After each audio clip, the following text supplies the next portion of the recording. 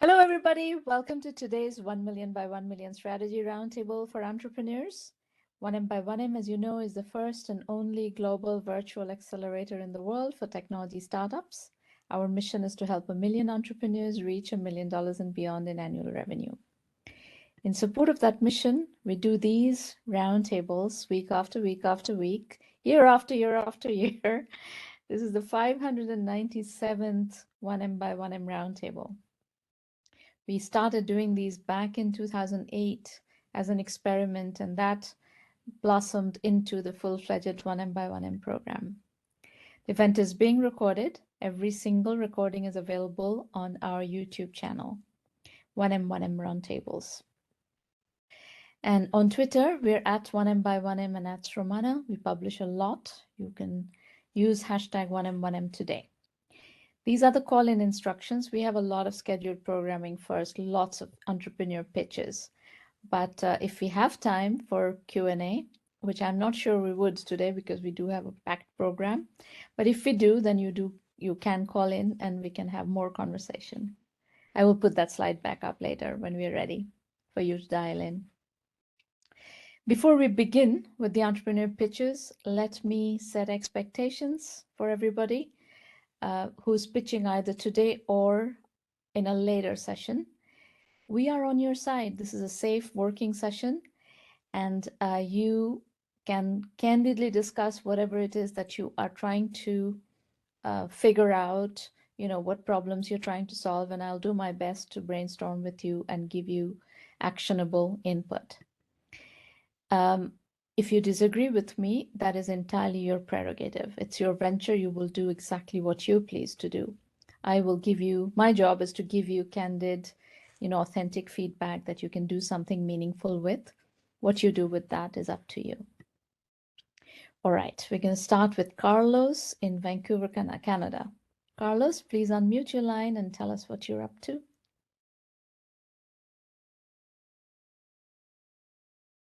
You are still on mute.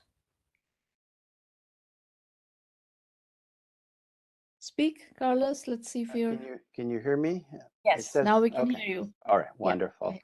Thank you, Romana, for giving me this opportunity. I'm very excited to present to you, but more excited is what we're doing with Art of Headshot Studios. So when we start, I'll tell you a little bit about myself. I was born in Bethesda, Maryland, and my father was a diplomat for Venezuela. He was a naval captain, and at the age of 3, we moved and we continue moving around different countries because that was my dad's career. And during that time, I had to learn 3 languages by the age of 7.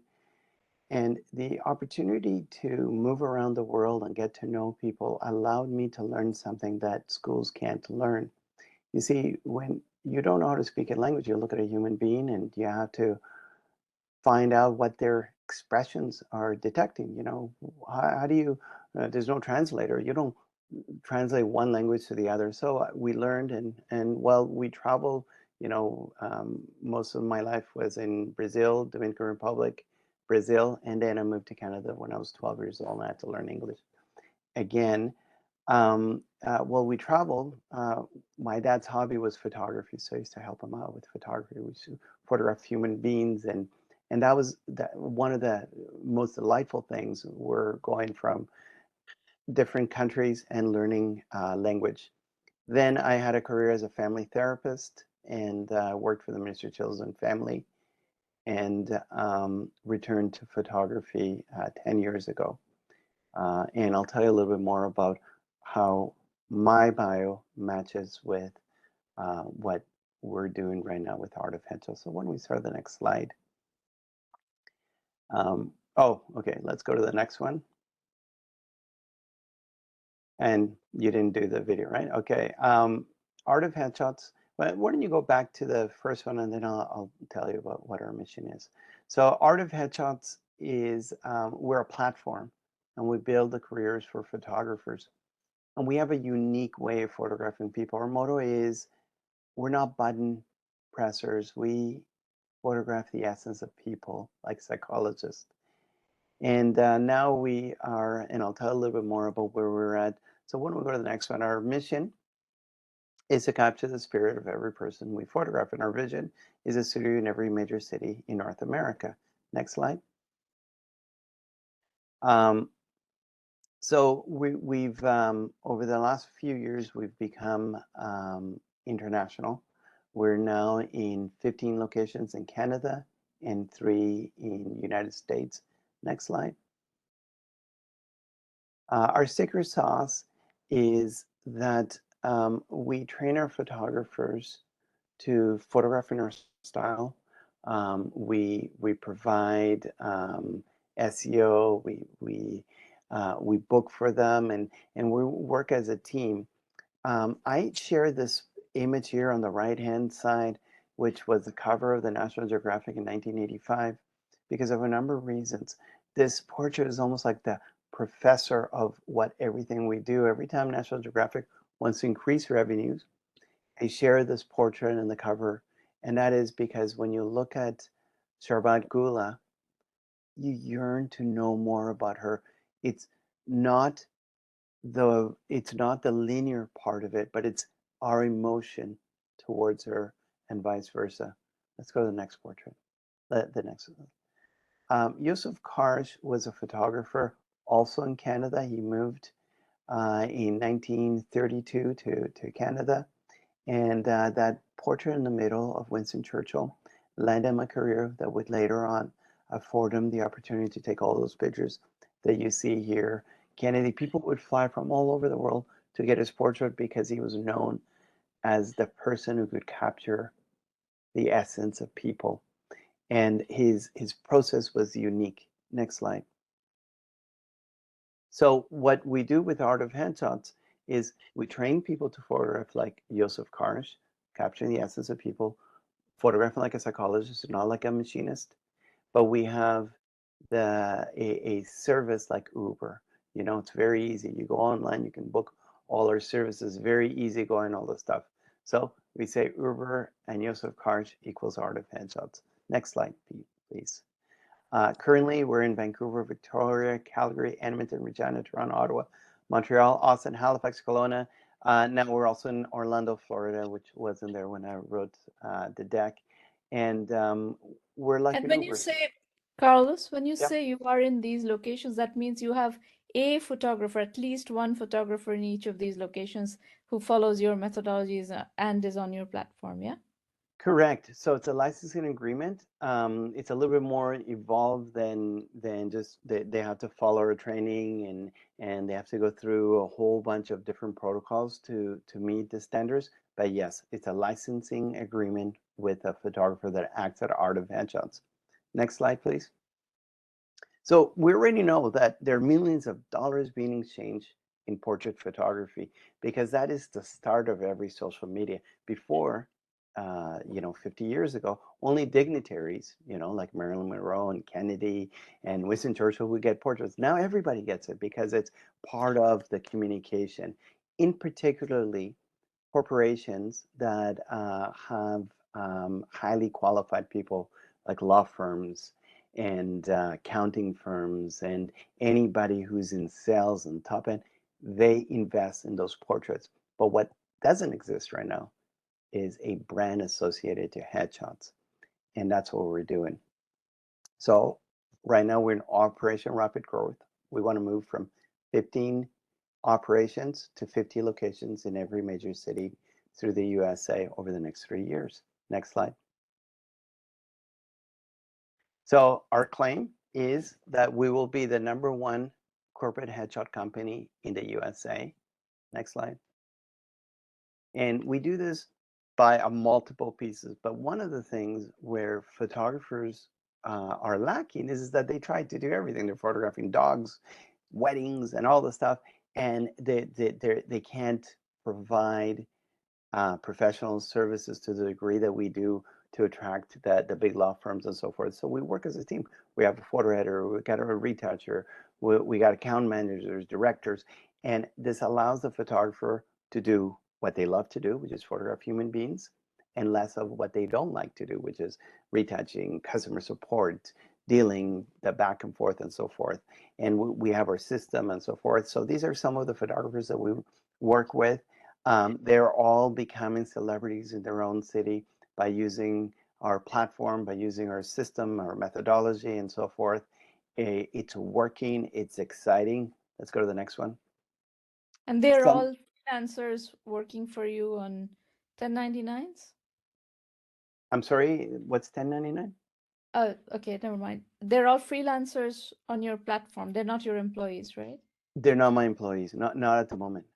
We may go the route as an employee, but at the moment, they're all licensing agreements. So if they do weddings, let's say, or for example, Olivier, who's in Calgary, and he does photography for Vogue, he does that on his own with his own name. But when it comes to headshots, it's under our name, and that's the licensing agreement and so forth. And we book it. We fill out his calendar and so forth. These are some of the clients that we work: Shell, DLA, Piper, Macmillan, RSM, back in Montreal, Microsoft, SAP. These are all companies that we're already working. And I mention these because they're names that you may recognize. But we have thousands, and we have individuals and so forth. People love us because of the differentiator, because we're professional and so And forth. So let's Carlos, go to the next.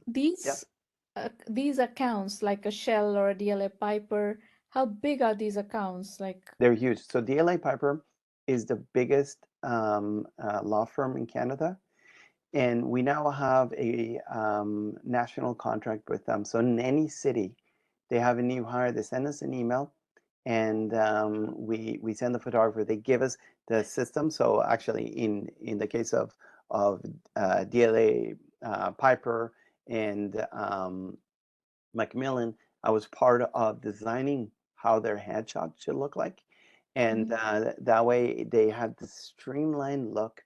They only have to deal with one corporation, as opposed to before they had to go with different photographers, and one photographer had a different room, a different mood, a different way. They come into our corporation, and we deal with all of their locations. And believe it, that their lawyers are the most important piece in these and companies. and DLA for Piper is the biggest one in the world. Macmillan is the biggest one in Canada. Mhm. what, from a dollar value point of view, how big is a contract like this?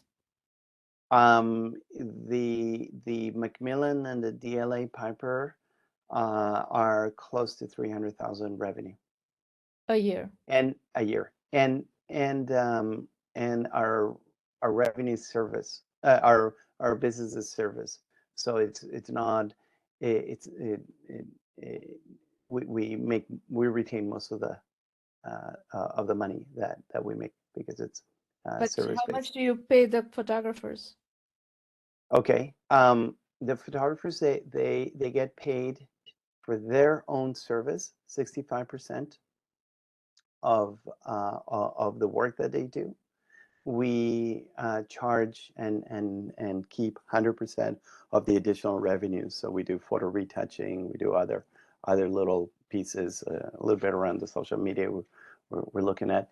But yeah. So in a $300,000 contract, how much is going to the photographer and how much is staying with you? Well, the $300,000 is global. So the three cities that we're sharing with it, each photographer is making around $20,000 for one account, the DLA Piper and the Macmillan. So and Sorry, then maybe I but it, misunderstood you. so $300,000 my per account is your revenue, right? Annual revenue.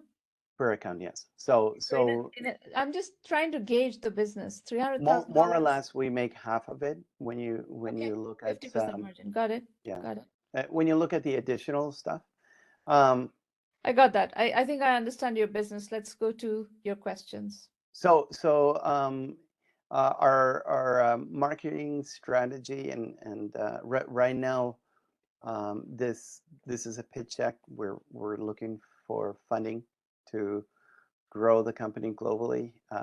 There are we have a lot of things that we've worked out and we're very proud of, but there are things that I don't know. There are things that that I'm learning, and we do need different players if we want to become a unicorn with art of headshots, and there is a That's something possibility you with want it. to be? You want to be a unicorn? Is that what your goal is? No, my goal is not to be a unicorn.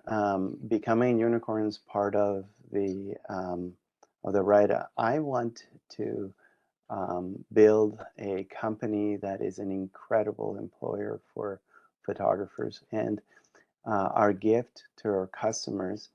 I hope you don't think I'm too out there, but really, people think that they're getting a portrait, for social media and all stuff.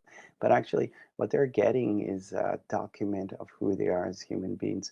It's so important. Great portraits is amazing, and this is an area that most photographers don't even recognize just how important headshots is. Okay, What a I got huge it. business. So, in the Yep, interest of time, I have several other pitches to tackle sure. today. How can I help you at this minute that you're here? How can I best, what topic do you most want my input on? Sure. I mean, the most important thing is eh, do you have suggestions of where I can go and start knocking doors for a match to Okay. help me grow the company? Okay. So one suggestion I have is kind of think about the question that I asked you. Do you want to be a unicorn, or are you trying to build a bootstrap business? Because the minute you introduced, the minute you introduce fundraising as something that you want to do or need to do, the equation changes. Then, if in a traditional path, a fundraising requirement is 0 to 100 million in 5 to 7 years, you may or may not want to follow that kind of aggressive trajectory. And as far as 1M is concerned, we are okay with whether you want to, whether you don't want to, we are fine. Either way, we will advise you accordingly, depending on your desire. Now, in terms of customer acquisition, I find it very interesting that you have a very, very compelling corporate business.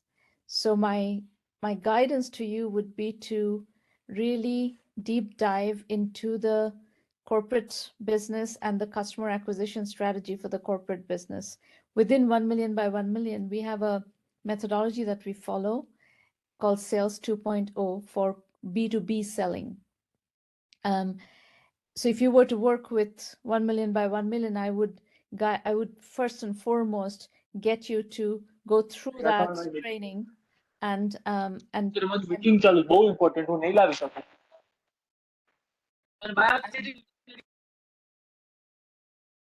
I would have you go through the Sales 2.0 process and implement that as your repeatable sales process. A lot of the success of high growth ventures, especially if you have a B2B element to it, is to implement a process like that to scale. And B2C businesses are much harder to scale. B2B businesses are, in my opinion, easier to scale. So in that sense, I'm actually encouraged by the fact that you have a significant B2B business that you're already figuring out how to close. So I would, if you were working with me here in 1M, I would understand much more deeply what you've done so far and how you've managed to get those accounts. And I will coach you on how to scale that. And I think, whichever direction you go, whether you're doing a bootstrap business or a unicorn business, that is going to be the cornerstone of your business building. So that's where I suggest you focus. Thank you. Yeah, we're definitely B2B, and there's a couple. There's a number of reasons. When we do open ourselves, we do have a retail component, so sometimes actors, and which is initially when I wrote my first business plan, I thought it would be realtors and actors, and now I realize that realtors and actors are probably only 5% of the company, where law firms are 90% of our revenue. And the reason is very simple. Lawyers can afford us. Actors Cannot. cannot. And neither can realtors. Realtors speak a big game, but when it comes down to it, we end up haggling and all this stuff. And then the second part is recurring revenue.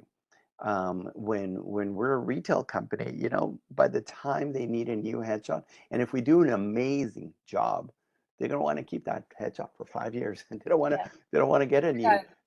So for All right, that reason, Carlos, yeah, we can talk more if we have time. Let me go through the other pitches, and I can come back to you a little bit later if we have time. But sure. but I May I like say the one business. quick thing? Of course. The reason why I couldn't answer to you about being a unicorn is because I am becoming a unicorn. I'm not all about money. You know, our photographers are very, very important to us. We're a Yeah, lifestyle I'll company. tell you one thing. If you want to be a unicorn with venture capital financing, you're going to have to be very largely about money because the investors are going to demand that. And if you tell them that we want to do something other than maximizing returns, they're not going to listen to you. They're not going to like that. So it's okay that you tell me that, but don't tell investors that if you get in front of investors. I've been there already before, which is a shame.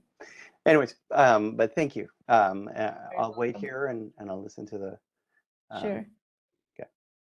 Okay, folks, we are going to Vitrag Vasa in India. Vitrag, please unmute your line and tell us what you're doing.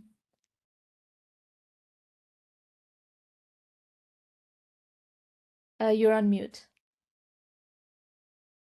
Can you hear me? Yes, now I can hear you. Great.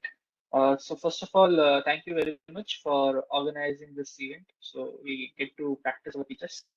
Good. Secondly, yeah. So I'll start with my pitch. So basically, this name of the startup is Jamuun, and at Jamuun we deliver medicines within 30 minutes. So let's understand how we came up. So let me explain some user personas to you. So meet Mohanlal. So it is difficult for him every time to go out and buy medicines. Why? Mm-hmm. Because he is aged, right? And considering the fact that many nuclear families are now increasing in India, especially. So many old age people are not living with their own children. Mm-hmm. So it's very difficult for them to go out every time to get medicine. Also, unfortunately, they are not tech savvy and they cannot order online. So meet Right. Shreya. She has a baby to take care of and she needs medicines urgently. How does she get it? Next slide, please. Meet Karan. He's busy and again, if he orders medicines online, he has to wait 1 to 2 days for it to arrive. Okay. Meet Yash. He needs 5 minutes for his dad, but is able to find only 3 of them. So how is he going to get the rest 2 of the medicines? How much medical stores will he go? Okay. So here is solution to all this problem. 30-minute delivery for all people who need medicines urgently in emergency. Alongside that, you avoid the inconvenience of going to multiple pharmacy stores. And just you have to go and just order on us. We take care of the entire process of the hassle of going from one store to another. The third thing is WhatsApp ordering, which opens us a huge market in India, where 80% of customers are non-tech-savvy customers. Next slide. So here is our mission: to provide a hassle-free experience by delivering all the required medicines very, very, very quick. And our vision is to become India's first go-to company in medicine delivery. So, Vitrag, Yeah. are you just delivering and the medicine that you're picking up is from other pharmacies? Yes, ma'am. As of now, the model is marketplace completely, but we are soon going to move to inventory model. Basically, we will move to hybrid model. What does that So mean? we'll You're be gonna inventory do plus market. inventory yourself? You're gonna Yeah. become a pharmacy yourself? Yeah. So just taking 30 seconds quick to explain that part. So here is the reason why we are moving from marketplace to inventory. So after doing marketplace model from last 3 months, we have observed several problems. The first problem is that since we are dealing with the end player of the supply chain, they're not able to get some good margins in between. We are not able to make money, right? Also, we are taking hit on unit economics due to high delivery costs. So that's the reason, main reason why we are moving to inventory model. But the Also, inventory model is a very capital intensive model. yeah, ma'am, I definitely understand that. but we don't have any other option. The reason being that there have been 1 to 2 examples where we have delivered incorrect medicine because it was fault of the pharmacy store. So in the marketplace model is completely broken. We cannot have quality control in place to check how the correct medicines are being dispatched. We are not able to make margins and a lot of other problems. Okay, That so is why in we that decided to. case, your competitive landscape changes completely Exactly. because there are already online pharmacies in India and many of them. Yeah. So here's the market size. I'll quickly go through it. So $27.8 billion is market size of Indian retail pharmacy, basically the mom and pop stores, and the online pharmacy is worth $416 million. So the net market size is $28.2 billion, and we consider the Indian online retail pharmacy as well as the online pharmacy both as our market sizes, because we are using WhatsApp to reach every single person, right? And WhatsApp is the only app that every single person uses in India. So we believe that we can capture 1.5% of this opportunity, which is $431 million opportunity in the next 5 years. Next slide, please. So here is our unique business model. We will have our own dark stores, right? This allows us to keep up with huge inventory. Alongside that, in case there are instances where we are not able to complete the entire stock, then we will take help of the pharmacy stores. So this hybrid model allows us to make money. At the same time, it allows us to complete the entire order and deliver the 30-minute experience. Next slide, please. So here are our unit economics. In medicine, 700 rupees is the average order value. Considering we make 9% margins, we are able to make 63 rupees on every unit order, of which 45 to 50 rupees is average delivery cost, which varies as per the demand. And we make around 15 to 20 rupees on every single order, which makes our unit economics positive. That's a terrible unit economics. Because on top of this, Yeah, you're going to yeah, have to go through tremendous amount of operating expenditure, marketing expenditure, inventory. I don't think the unit economics work. yeah, ma'am, it doesn't work, and that's the reason we would arrive at profitability in third or fourth year. The reason is only if we Unit scale economics, and unit economics have to work. If your unit economics don't work, then you never become profitable. that's true, absolutely. So So here is our traction. Yeah. I'm not at all So comfortable with this business because I don't see how this business makes money and how you're going to yeah, finance this huge inventory. You want to have full inventory in multiple, you want to deliver in 30 minutes. So you need last mile delivery. That means you need last mile stocks. You need pharmacies all over the place. You need inventory all over the place. This is a massively capital intensive venture and the unit economics don't work. So I think this business is a no-go. I'll surely take your feedback and work towards it. So continuing forward, here's the competitor analysis. All our competitors take minimum 1 to 2 days to deliver. Sometimes in tier 2, tier 3 cities, it even takes 3 to 4 days. Where we win is our strong USP is to deliver very, very, very quick. But you will Right? not be able to deliver on that value proposition. It is financially impossible to deliver on that value proposition.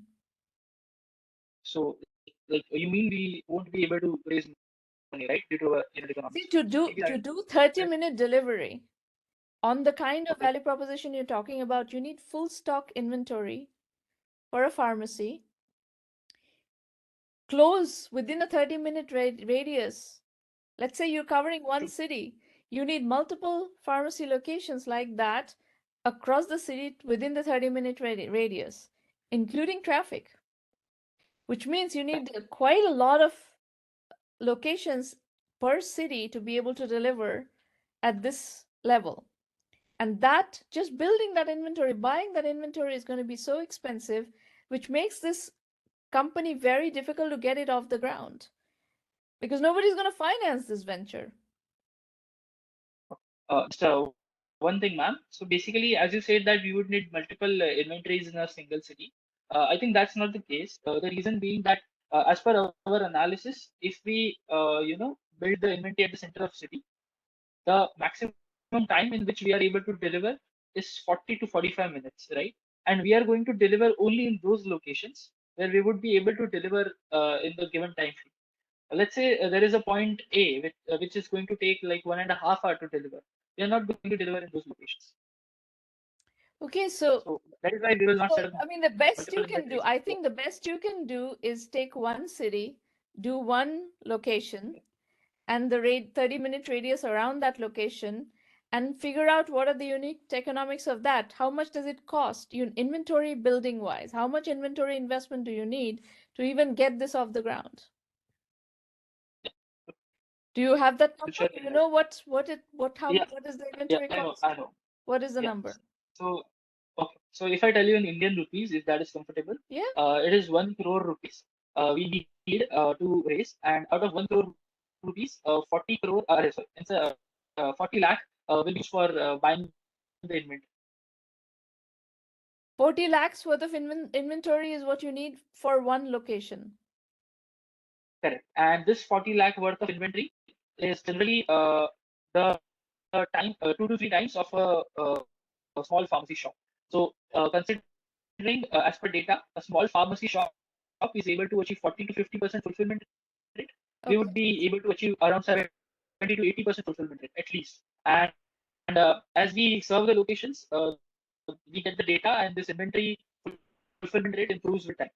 So if you are catering to one of the major metros, pick one, doesn't matter whichever, how many of these 40 lakh inventory locations do you need to cater to a full city, one of the major metros? I guess for a major metro, let's say only for Mumbai, we would need like at least two dark stores. How many? Two dark stores for only Mumbai. You only need 2 for Mumbai. I don't buy it. No, I'm not taking I don't buy it. entire Mumbai. I'm just taking only Mumbai now. Let's say there is so Mumbai comprises of a lot of cities, Andheri, Bandra, right? Mulund, Ghatkopar. There are a lot of cities, and I'm just talking about a particular city. If you talk about Mumbai, then every small city is going to take one dark store, which is going to be 50 to 60 dark stores. Yeah. I think your colleague there is responding to the question. Just a second. Let me read what Jainam is answering. Ma'am, for Bangalore and Pune, we need 8 to 10 stores each. That is more like it. That would be my calculation. You need about 8 to 10 stores each. So that means you're talking about 3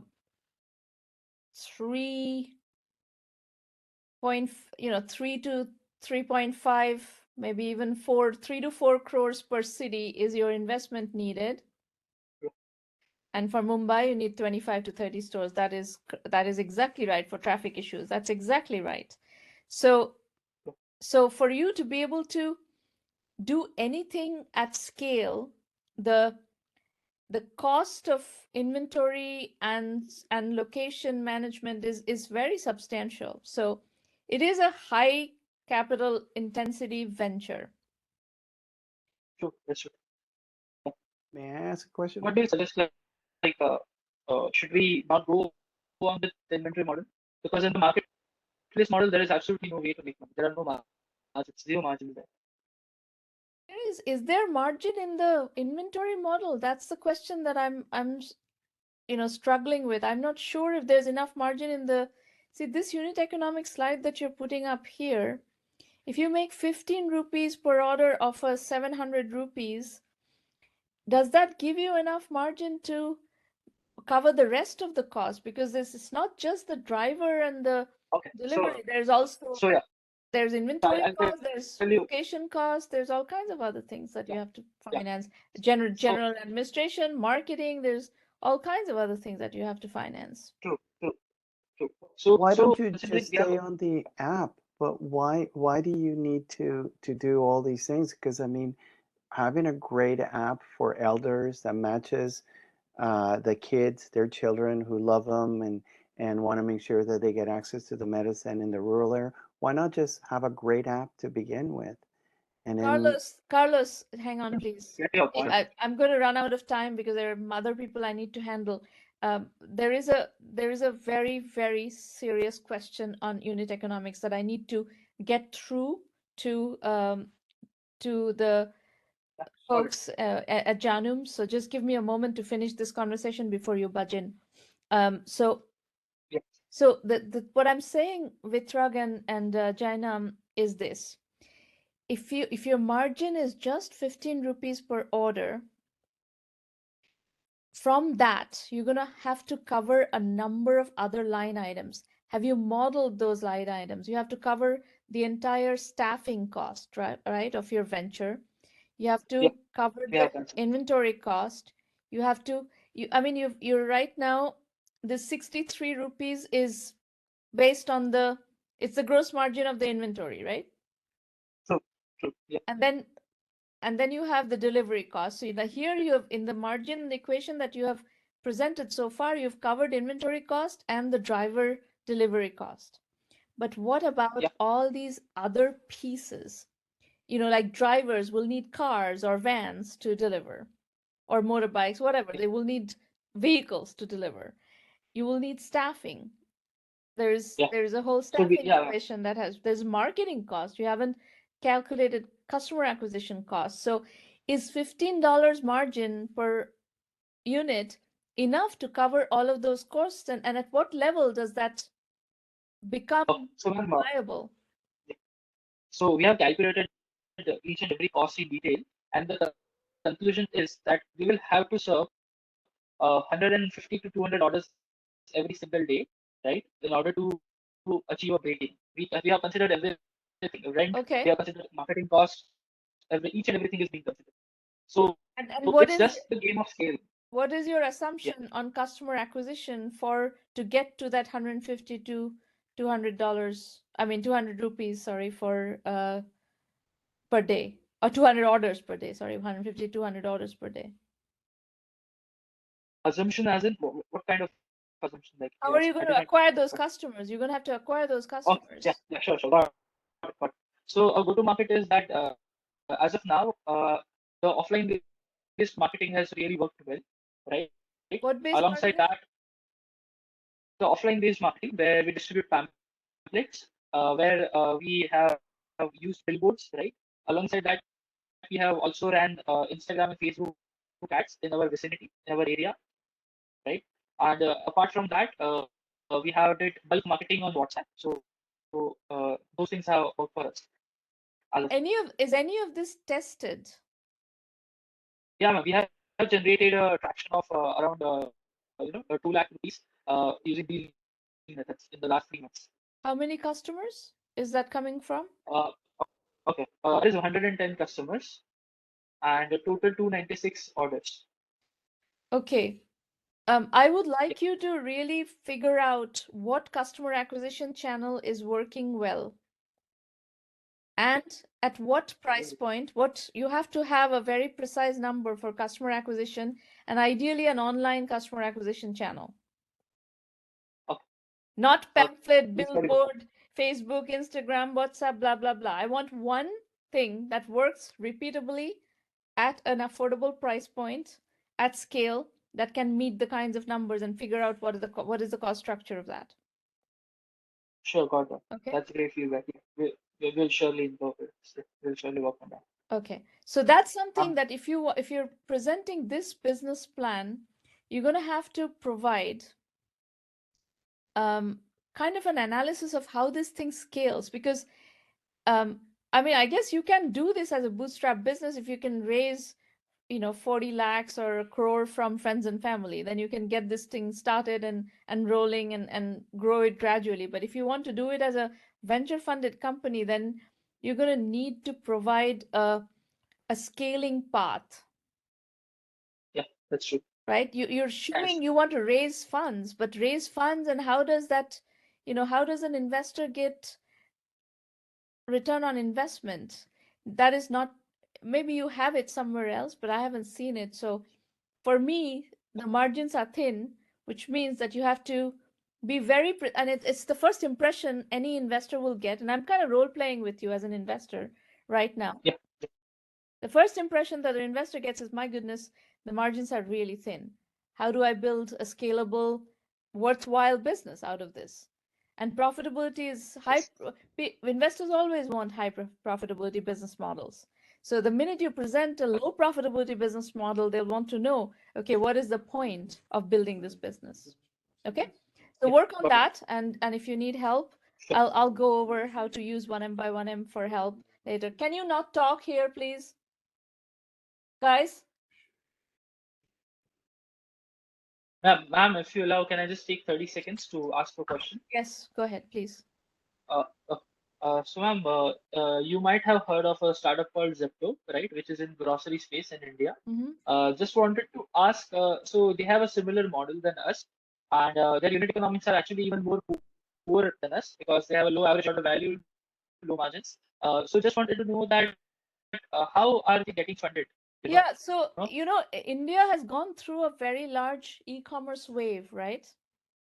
And a huge amount of funding went into e-commerce.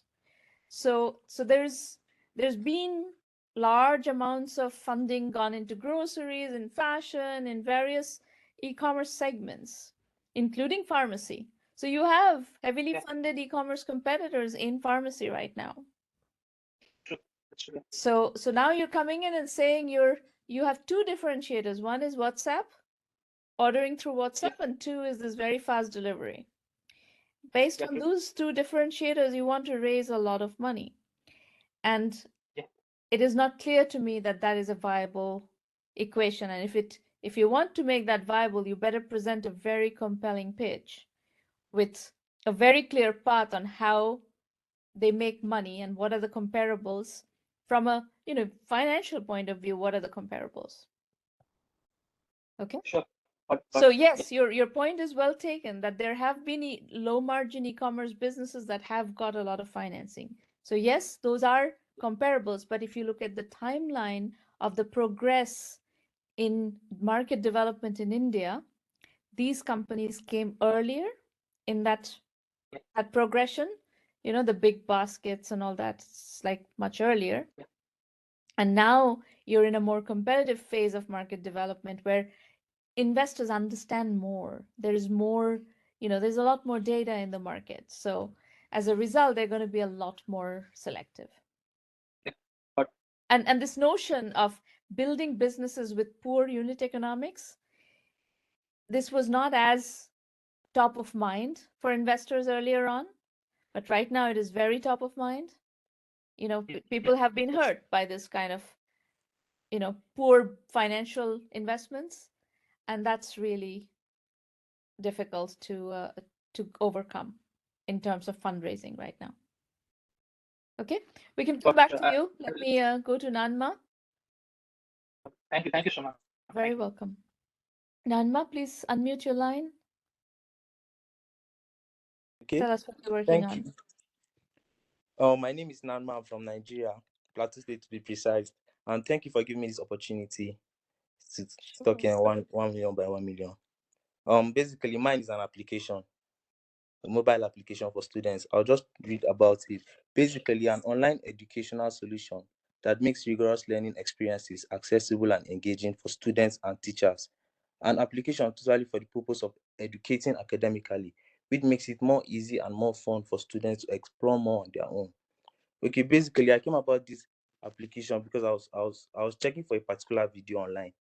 I'm actually done with the university, so I was checking for a particular video online just to refresh my memory on what we did back in the university, and I couldn't see such videos. But with this application, it will make it possible to see different videos about different videos of practicals and things done in the university.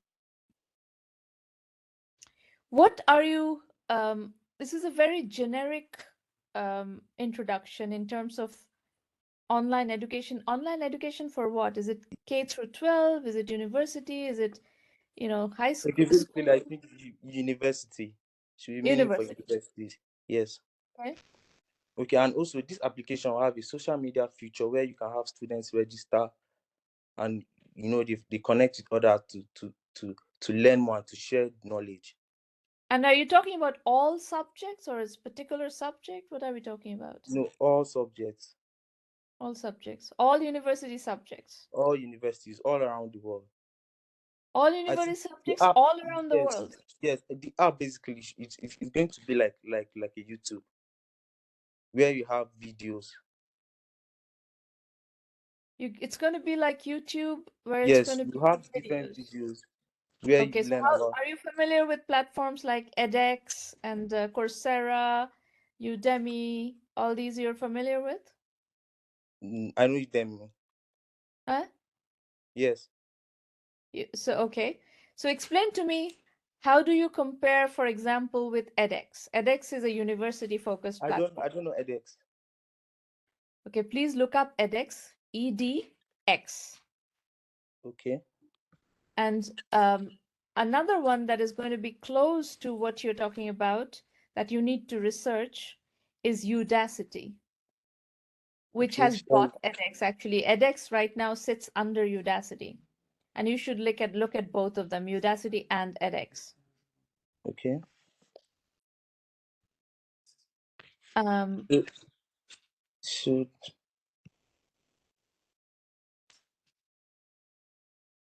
okay. So that, I guess that what I'm okay, trying to tell you is, if you want to do something on a worldwide basis, you really need to understand what has happened already in this market, in the ed tech market. And there are at least 5 companies that you need to study very thoroughly: edX, Udacity, Udemy, Coursera, and there's another one. okay. So Anyway, Udacity. Udacity, Coursera, Udemy, and edX, which is now part of Udacity as well. Okay, Jasmine is providing Khan Academy as a comparable. You can look at Khan Academy. Khan Academy is actually a K through 12 video learning solution, but it is free.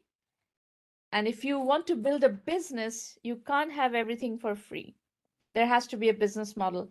edX is also free, but they also do proctored tests and so forth, and they charge universities platform fees and so forth. Each of these have different learning models, different kinds of models. So I guess the question that um, before you can present, I can see your pitch. It's a very, very 30,000 foot level pitch, and it doesn't have the depth. And I think just about the application and its function. yeah, but I would like you to really go deep into the marketplace and understand what are the different models that are out there from a feature function point of view, and most importantly, business model point of view. What is the business model? How are you going to make money? Um, and the other thing that I would suggest to you is, we have a course. 1 million by 1 million has a course on Udemy on online education, how to build online education ventures with case studies. This may be a very good course for you to do as a starting point into this market. Okay, Maureen, could you provide a coupon link to Naanma to the online education course? So Naanma, Maureen is going to give you the link. And if you go follow this link, you will find a coupon, a discount coupon to this course, and you can pick it up, and it'll take you 10-15 hours to do this course. I would strongly recommend you do the course as a starting point, and then it'll give you a lot of understanding of how to move forward. okay. Thank you. I'll do that. And then I will also go over how to use one in the full program later after I finish the last presentation, and then okay. Okay, All all right. right, we have Michael Sayo from Nairobi, Kenya. So, Michael, could you please unmute your line? Yes, I've done that. I've done that already. Here we go. I can Yeah, hear you. thank you very much, Ms. Martin, for having a chance to speak to me, and I'm so glad. So Michael Sayo is my name. Masai from Nairobi, Kenya. I'm a founder and director of Mando. So Mando is a nonprofit out of Kenya that is founded in 2007. Our focus is to reach out to communities through empowerment through education and social issues. That's one of the areas we focus much more is water. So on water, this is one of the Sustainable Development Goals number 6, and it is quite one of the major issues right now in everyone's mind in Kenya. Here in Kenya, there are communities that are away from the water sources, and we mostly I come from these communities, particularly in, we call them arid areas. And so one of the areas is Kajiado. So Kajiado in southern part of Rift Valley. So what Mando does is just to try help this community to come up with their own solution regarding the issues of water. And so we organize a women group to come up with a social enterprise that they can be able to construct water tanks for their own families, as well as for the schools, health centers, and other public utilities. So these water tanks will serve them in quite small capacities, as small homes. This can be 5,000 water tanks, and maybe in big public locations like schools, maybe we build them 50,000 cubic. So these tanks are built using the interlocking stabilized soil bricks. So these are manufactured locally within the same community they live, and women take up the role, and men also collaborate with them in terms of digging the foundations of these water tanks. And also they help in terms of mixing the soil, and the women will also be part of the women manufacturing the bricks and laying the foundations, the bricks to the foundation. And so it's it involves mostly on women, because particularly in Maasai land, men try to do most of the work in terms of livestock keeping, or looking at the livestock and going away into the markets to sell livestock, and that is one of where the women are left behind. So there's very little they can be able to do, and so their voices has been not recognized a lot by the communities. As I come from these areas, we try to empower them, because this is one way they are getting money to through the construction of these water tanks. So we have managed to recruit these women when they were still 15 to about 38 right now, and they are involved in terms of constructions. We train them on construction of these tanks. We also fundraise and raise donations to buy some of these bricks making machines. So we have like 2 of them that can make either straight bricks, or they can make curved bricks. So for the water tanks, they use the curved bricks, and for the straight bricks, they use those straight bricks to construct maybe toilets and latrines, as well as kitchens on classrooms, for instance. So this is one of the trainings we provided them, and as well as providing them with these tools, so they can be able to empower themselves through this kind of a business.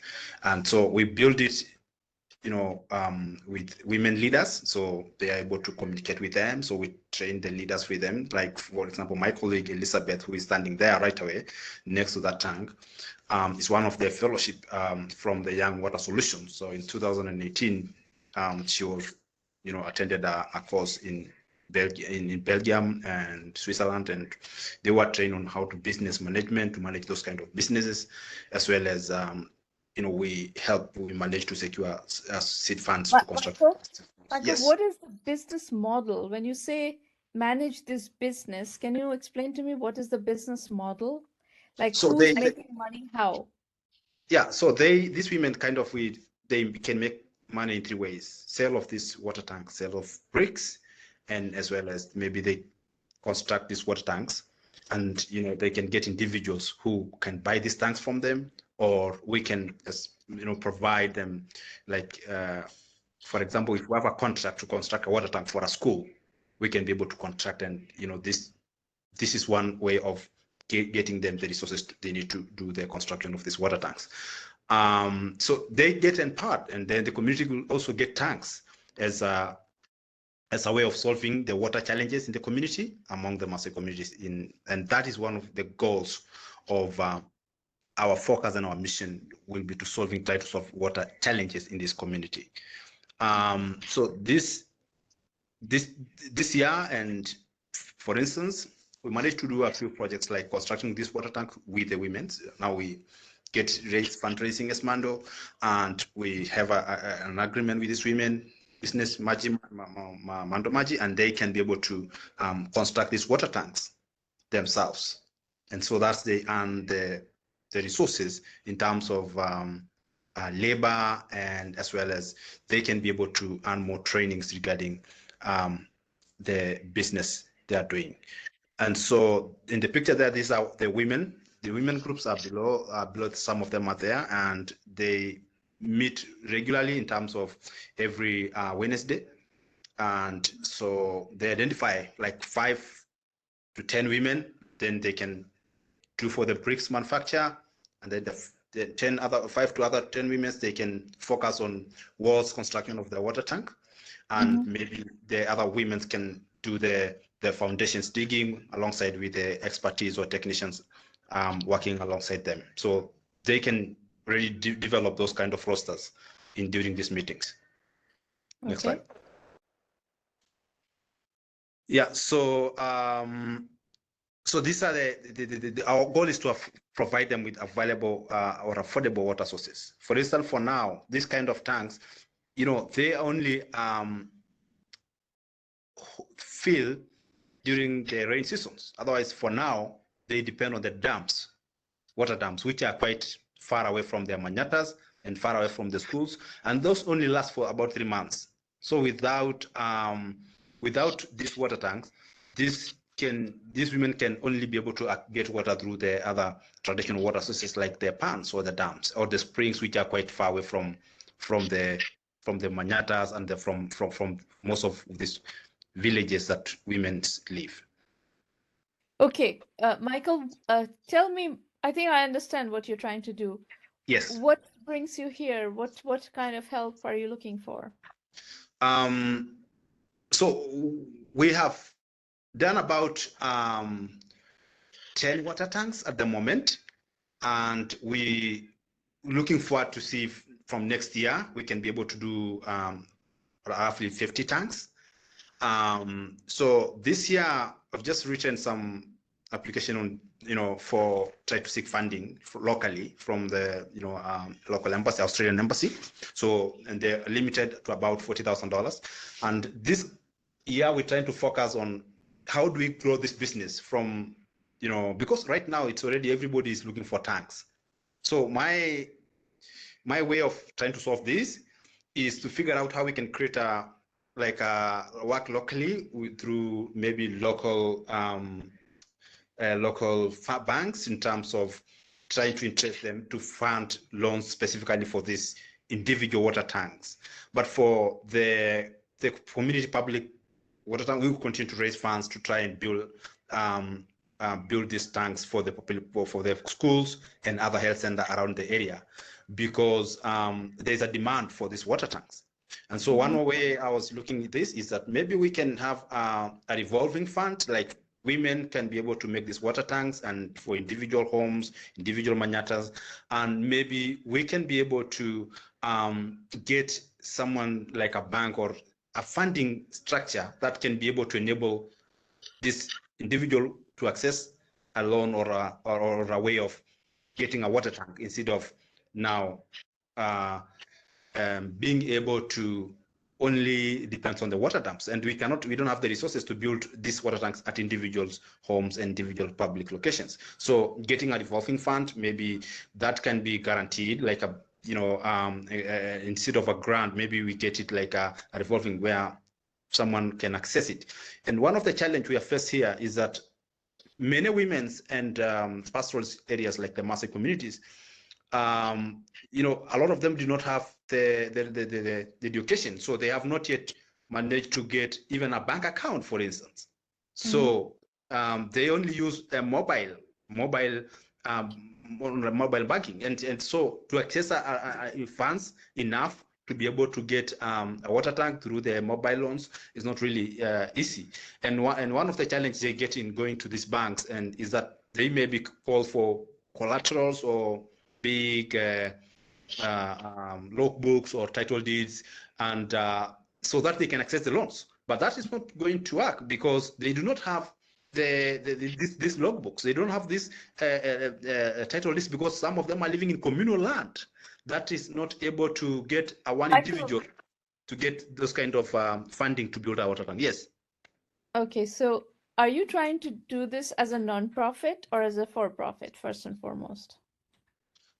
So we're doing this to support this as a business. So Mando is like a business social enterprise that's led by women. So I come in to try to. It was actually created by Mando as a way of empowering these women on their own. So these are two separate entities.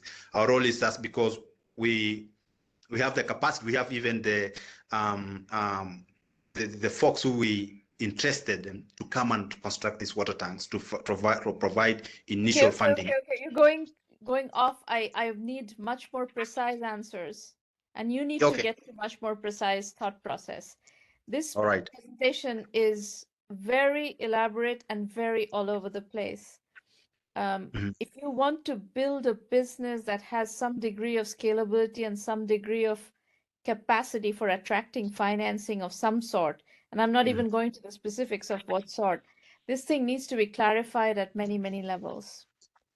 It's very difficult to understand how you make money, who makes money, how this entity, there has to be an entity that can be financed somehow to do all the other things that you want to do, how that entity makes money and so forth. So this presentation is absolutely all over the place. So I very much respect what you have achieved so far of building these 10 water tanks and being able to cater to these communities, empowered these Maasai women. I love all of this. But the fact of the matter is now you're talking about trying to create funding structures around it and so forth. All of that requires much, much more precise, streamlined, business model kind of thinking. And that is missing from your presentation as it stands. So my recommendation to you is to start working on those aspects. Okay? Yes, that is a pretty good advice, and I'll take that into consideration, and hopefully we can be able to streamline that one, but I appreciate your comment. I will point all of you to additional resources in the next segment, and then if we can do some Q&A after that. Meanwhile, if you like what we are doing here, as you can see, I'm giving very candid feedback, right? Where I'm seeing problems, I'm pointing out those problems directly without trying to sugarcoat things. If you like this kind of direct approach, then please refer 1M to other serious entrepreneurs in your friends and colleagues and families, because we love working with serious entrepreneurs who have the stomach for serious feedback. Resources-wise, you'll find everything at 1mby1m.com. There is a blog that is free and is something that you could learn a lot from just by following that blog. There's also a series of 12 books under the Entrepreneur Journeys series label, and these are all case study-based books. Each book has 12 to 16 case studies. You will find them all on Amazon. These roundtables happen every week. We're very close to 600 roundtables. This is the 597th, and hundreds of thousands of people have participated in these roundtables. The full acceleration program from 1 million by 1 million is 1M Premium. And there you get extensive methodology guidance. There's a curriculum that you can access in complete. You can access the entire curriculum there. And you can get weekly touch points like this, roundtables, private roundtables, members only roundtables, where you can talk to me week after week after week. This is only in the premium program. And that's where I provide the regular strategy consulting, mentoring, coaching, whatever you call it. We also help with financing. We have We only do for-profit businesses, and we only do technology, information technology and information technology enabled services. That's our sweet spot.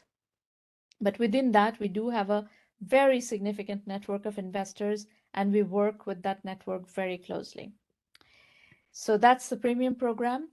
I suggest for whatever business plan you are following, use the self-assessment that is available for free on our website. So if you go to the website, you'll find the 1M self-assessment. Run your pitch, your idea, your thinking through that self-assessment and try to answer these questions. And that will give you a lot of clarity on the kinds of questions you will face in due diligence from investors. And the reason I like you to do that, all entrepreneurs are the first and most important investors in their own ventures. So you should start looking at your business like an investor and working out the details of your strategy like an investor. Bootstrapping is a very big piece of our methodology. So I would like you to do the bootstrapping course that is available for free on the 1M1M blog. It's pinned to the top of the blog and it's less than 1 hour. It gives you a very clear understanding of how important bootstrapping is and why. Another set of learning material can be found on Udemy. We have about 30 courses on Udemy that are 1M courses, very, very reasonably priced. And you can acquire them for a very, very reasonable amount of money, one or more courses, whatever it is that you're trying to learn. Go take a look at that. And there are coupons available every month on our blog and on LinkedIn. And Udemy also runs all kinds of promotions. So a very, very affordable learning methodology, Udemy. If you want to access our entire curriculum, you can go to 1M Basic and subscribe to our monthly $99 a month subscription program, and you can learn through that. It has the most comprehensive representation of 1 million by 1 million learning materials there. And this is all available also. The curriculum is also available entirely through 1M Premium. Either one is fine. Basic or premium, you would have access to the curriculum. In basic, you don't have access to the regular mentoring, the investor network and all that. So I would suggest you go look at the website, dig around what to expect from premium, what to expect from basic, the FAQs, video FAQs, get a sense of the curriculum. It's described abundantly on the website, and decide, what learning strategy works for you.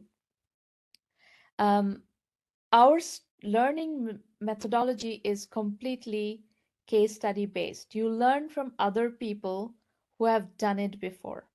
Okay, so it's very important in our view, it's very important to learn from people who have done it before. And we've done our best to invite people who are successful entrepreneurs to come and teach through their journeys. So that's what you'll find in 1M everywhere. Our investor introduction policy is described in full on the blog. You should take a look at that. If you're coming here to raise money, that's something you should take a look at. Our philosophy is do not go to investors as beggars, go as kings. So bootstrap first, raise money later is the conclusion of that mantra. That's it. We will go to questions in a moment. The next free roundtables are January 19th, February 2nd, and February 9th. So go ahead and register on the website, and Maureen will make sure that you have a pitch slot. We're ready for Q&A. Whoever would like to talk, I see Dhaval, you want to talk. Dhaval is a premium member. Please go ahead and unmute your line and tell me what is going on. I'm glad I was able to make it today. Sorry, I couldn't make it yesterday. So at Nifty HMS, we are cloud-based healthcare software. We have been doing B2B business where we are selling the software to doctors and clinics. And we were able to acquire customers through social media channels and close networking groups. Yeah. So in our segment, our source system is cloud-based patient EMR plus home healthcare and remote consulting. So home healthcare is our B2C segment where we recently started getting some traction. So uh, earlier when we do B2B, we did a lot of surveys and we found out, what is the pain point of doctors and what are their software needs, what is the cost structure that they are having. And we found out there are niches like veterinarians and dentists. Those are the segments that we should focus. But in B2C, we don't know how should we proceed because we recently completed one remote consulting from Kenya. There was a child from Mombasa, happens to be a client of mine in IT services segment. Needed a remote consulting, and I suggested that we recently started this thing, and why don't you try it?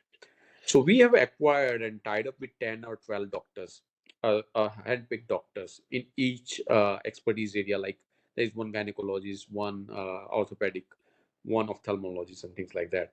So we have acquired these doctors that we can actually provide consulting service to end users, meaning patients.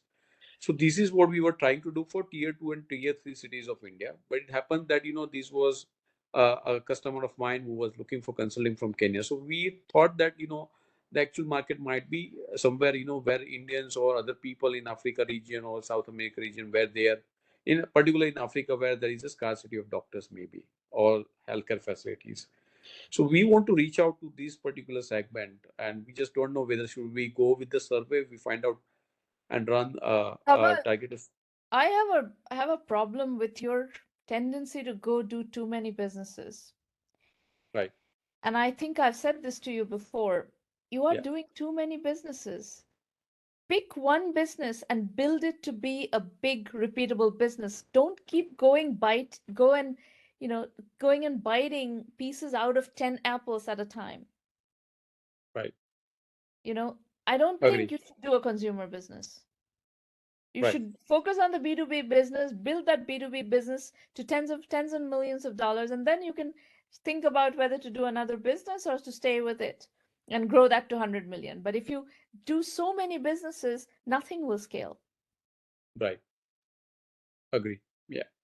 So my Okay. recommendation is don't do this business. Okay.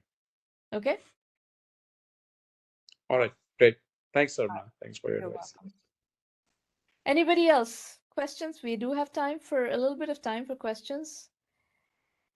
Jasmine Weiss is asking, how can we become a presenter? You need to go register on the free public roundtable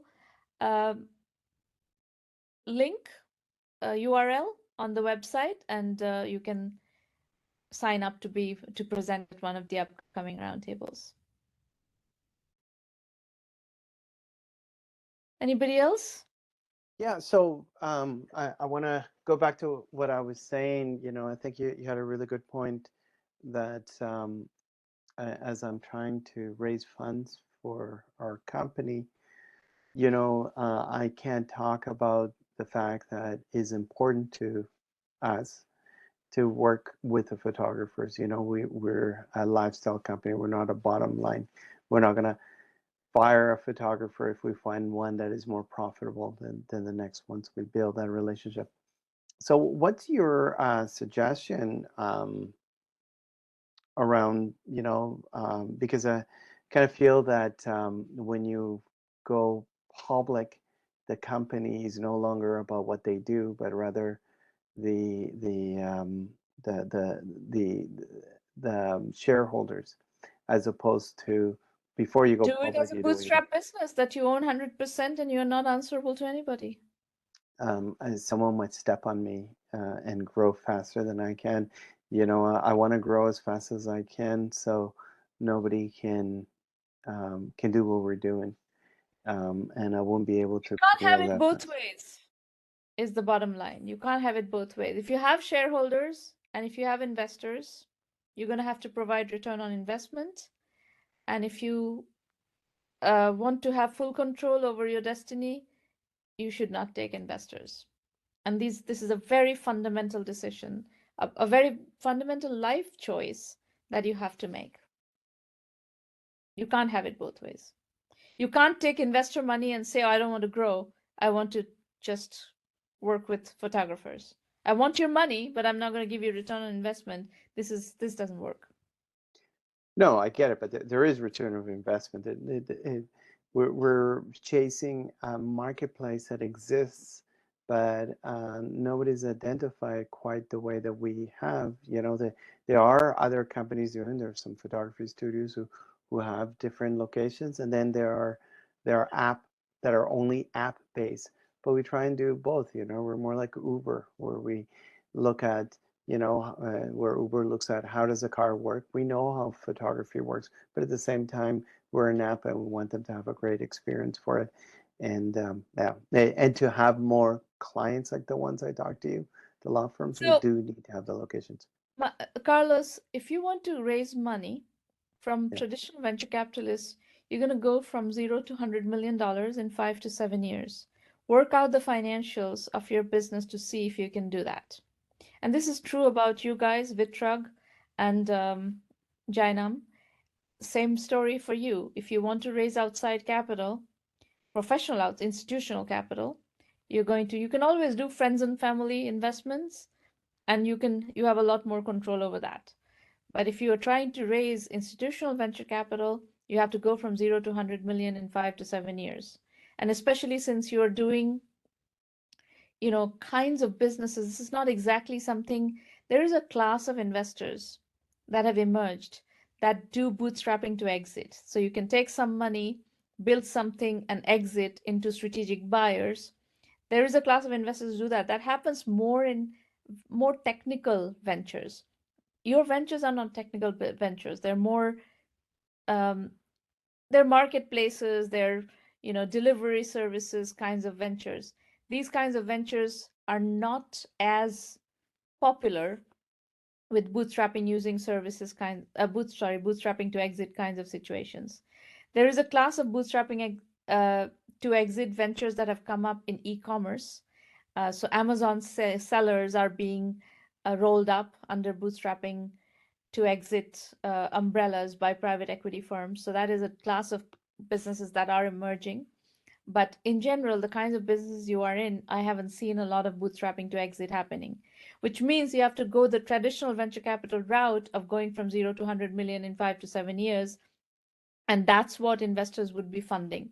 So you have to create a business plan, a you know, financial plan with, you know, good understanding of the line items and the profitability metrics and the expenditure line items and everything based on that trajectory, and see if you can credibly defend that trajectory. And if you can, then there is a market for, then there are investors who would be interested in it. If not, you can't raise money.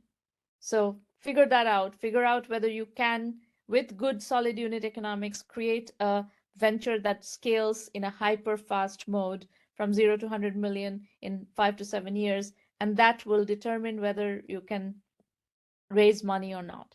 And if you need help, come here and we will help you. Okay, questions about the program? Irina is your contact, Irina Patterson, irina@1mby1m.com. If you need to speak with her by WhatsApp or phone or whatever, just email her and she'll organize that with you. I do not take calls, one-on-one calls. So all of that is going to be with Irina before you join. Within the program, we have private roundtables where you can come week after week after week and talk to me in this kind of format, but members only. Anybody else? Questions, comments? No?